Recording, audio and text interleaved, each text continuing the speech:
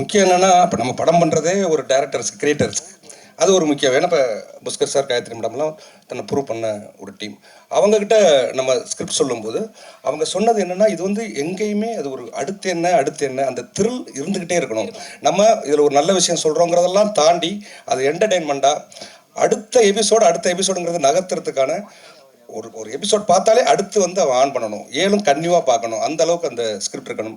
அப்படிங்கிறதுல வந்து அவங்க எப்பயுமே ஒரு ஃப்ரெண்ட்லியாக கூப்பிட்டு என்ன இது பண்ணிகிட்டே இருந்தாங்க. அதுவும் ஒரு மிக முக்கிய காரணமாக மாறினது. அதே மாதிரி என்னென்னா, அவங்க கொடுத்த ஃப்ரீடம் ஃபுல்லாக அவங்க என்னென்னா சும்மா ஒரு கதை கேட்டு அத்தோட விடுறதில்ல, மீண்டும் அந்த ஸ்கிரிப்டை படிக்கிறாங்க, மீண்டும் நம்மளை கூப்பிட்டு அதை டிஸ்கஸ் பண்ணுறாங்க. ஆனால் அதே மாதிரி ஒரு ப்ரொடக்ஷனாக அதில் எந்த காம்ப்ரமைஸும் ஆகாமல் அவ்வளவு என்னன்னா, எனக்கு ரொம்ப பிடிச்ச விஷயமா இருந்தது, ஒரு படம் ஆரம்பிக்கும் போது தயாரிப்பாளரும் டைரக்டர்ஸும் வந்து ரொம்ப ஃப்ரெண்ட்லியாக ஆரம்பிப்பாங்க. முடியும் போது யாரோ ஒருத்தர் பேச மாட்டாங்க. ஒன்று டைரக்டரே கோவப்படுவார் ப்ரொடியூசர் மேலே, அல்லது தயாரிப்பாளர் கோவப்படுவார் டைரக்டர் மேலே.